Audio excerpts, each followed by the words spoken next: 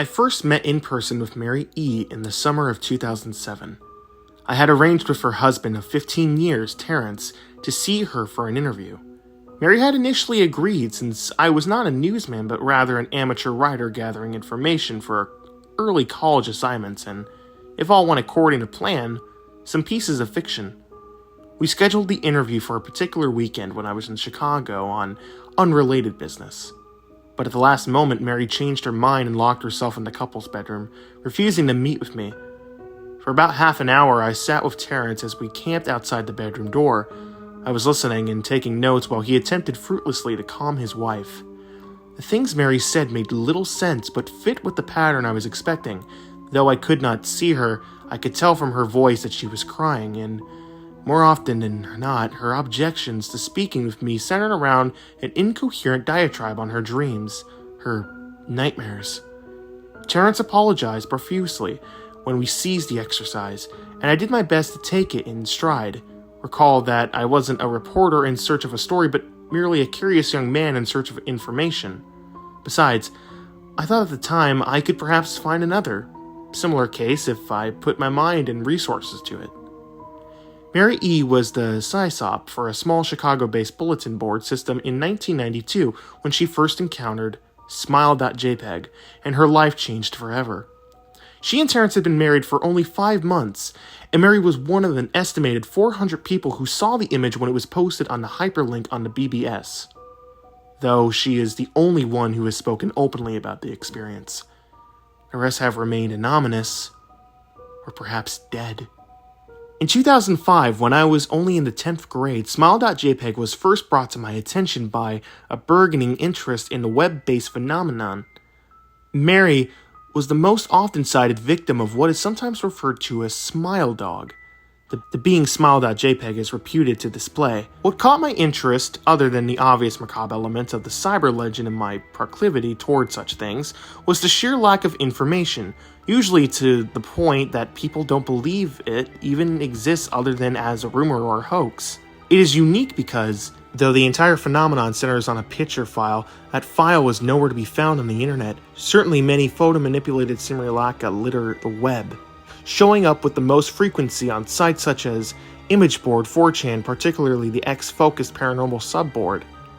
It is suspected that these are fakes because they do not have the effect that the true smile.jpeg is believed to have, namely sudden onset temporal lobe epilepsy and acute anxiety.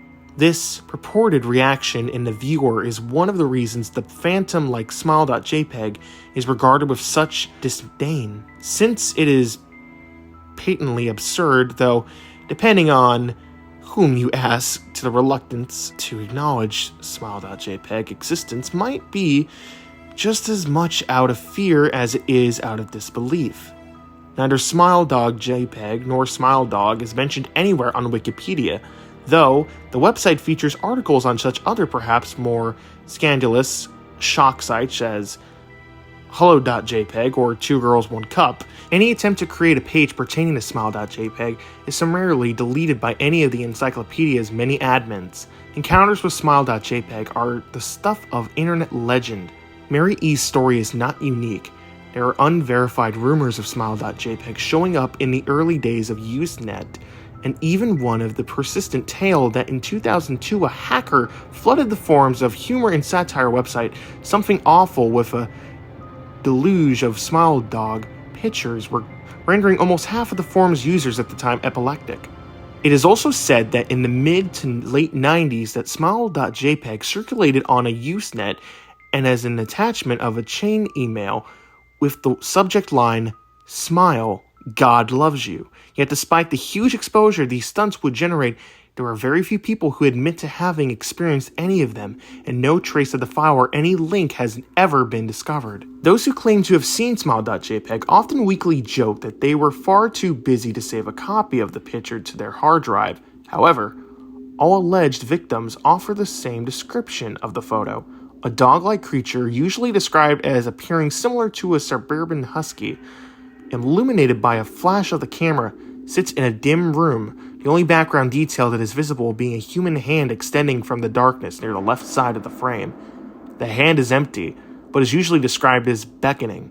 Of course, most attention is given to the dog or dog creature, as some victims are more certain than others about what they claim to have seen. The muzzle of the beast is reputedly split in a wide grin, revealing 2 rows of very white, very straight, very sharp, very human-looking teeth. This is, of course, not a description given immediately after viewing the picture, but rather a recollection of the victims who claim to have seen the picture endlessly repeated in their mind's eye during the time they are, in reality, having epileptic fits. These fits are reported to continue interminably, often while the victims sleep, resulting in very vivid and disturbing nightmares. Now, they may be treated with medication, though sometimes it's more effective than others. Mary E., I assumed, was not on effective medication.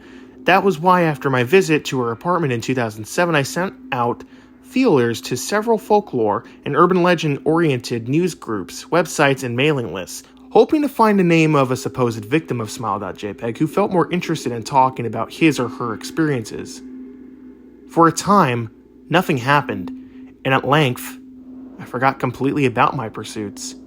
Since I had begun my freshman year of college, and I was quite busy. But Mary contacted me via email, however, near the beginning of March 2008.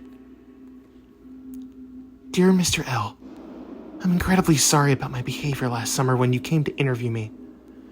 I hope you understand that it was no fault of yours, but rather my own problems that led me to act out as I did. I realized that I could have handled the situation better. However, I hope that you will forgive me. At the time, I was afraid. You see, for 15 years, I have been haunted by smile.jpeg. Smile Dog comes to me in my sleep every night. I know that sounds silly, but it's true. There's an ineffable quality about my dreams, my nightmares, that makes them completely unlike any real dreams I have ever had. I do not move and I do not speak. I simply look ahead, and the only thing ahead of me is the scene from that horrible picture. I see the beckoning hand and I see Smile Dog. It talks to me. It is not a dog, of course, though I'm not quite sure what it really is. It tells me it will leave me alone if only I do as it asks. All I must do is, it says, it tells me to spread the word. That's how it phrases its demands, and I know exactly what it means. It wants me to show it to someone else, and I could. The week after my incident, I received in the mail an envelope with no return address. Inside was a 312-inch floppy disk. Without having to check, I knew precisely what was on it. I thought for a long time about my options. I could show it to a stranger, a coworker. I could even show it to Terrence. As much as the idea disgusted me. And what would happen then? Well, if Smile Dog kept its word, I could sleep, yet if it lied, what would I do? And who was to say something worse would not come for me if I did as the creature asked?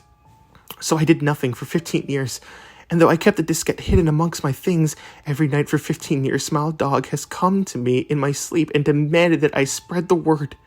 For 15 years, I have stood strong. Though there have been hard times, many of my fellow victims on the BBS board where I first encountered smile.jpeg stopped posting. I heard some of them committed suicide and others remained completely silent, simply disappearing off the face of the web. And they are the ones I worry about the most. I sincerely hope you will forgive me, Mr. L. But last summer when you contacted me and my husband about an interview, I was near the breaking point. I decided that I was going to give you the floppy diskette, and I did not care if Smile Dog was lying or not. I wanted it to end. And you were a stranger, someone I had no connection with. And I thought that I would not feel sorrow when you took the diskette as part of your research and sealed your fate. Before you arrived, I realized what I was doing. I was plotting to ruin your life, and I could not stand the thought, and in fact, I still cannot. I am ashamed, Mr. L, and I hope that this warning will persuade you to stop any further investigation of smile.jpeg. You may in time encounter someone who is, if not weaker than I, and wholly more depraved. Someone who will not hesitate to follow Smile Dog's orders. Stop while you are still whole. Sincerely, Mary E. Terrence contacted me later that month with the news that his wife had killed herself. While cleaning up various things she had left behind, closing email accounts and other stuff like that, he happened upon the above message. He was a man in shambles. He wept as he told me to listen to his wife's advice. He'd found a diskette, he revealed, and burned it until it was nothing but a stinking pile of blackened plastic. The part that disturbed him the most, however, was how the diskette had hissed as it melted, like some sort of animal, he said. I'll admit that I was a little uncertain about how to respond to this. At first I thought perhaps it was a joke, with the couple belatedly playing with the situation in order to get a rise out of me. A quick check of several Chicago newspapers' online obituaries, however, proved that Mary E. was indeed dead. There was, of course, no mention of a suicide in the article.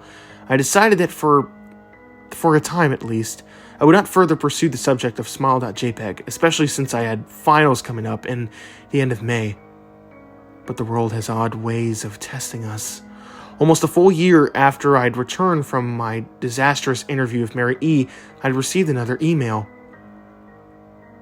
Hello, I found your email address through a mailing list of your profile. Said that you were interested in Smile Dog. I've seen it. It's not nearly as bad as everyone says it is.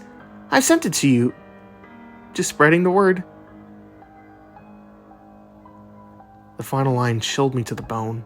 According to my email client, there was one file attached called, naturally, smile.jpeg. I considered downloading it for some time. It was mostly likely a fake, I imagined, and even if it weren't, I was never really convinced of smile.jpeg's peculiar powers.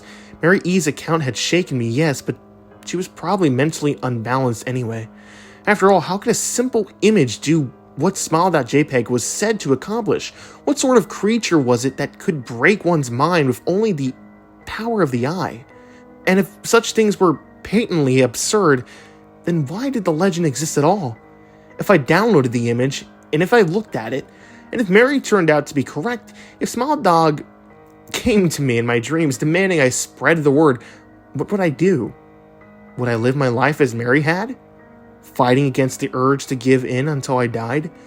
Or would I simply spread the word, eager to be put to rest? And if I chose the latter route, how could I do it? Whom would I burden in turn? If I went through my earlier intention to write a short article about smile.jpeg, I decided I could attach it as evidence, and anyone who read the article, anyone who took interest, would be affected. And even assuming the smile.jpeg attached to the email was genuine, would I be capricious enough to save myself in that manner? Could I spread the word? Yes. Yes, I could.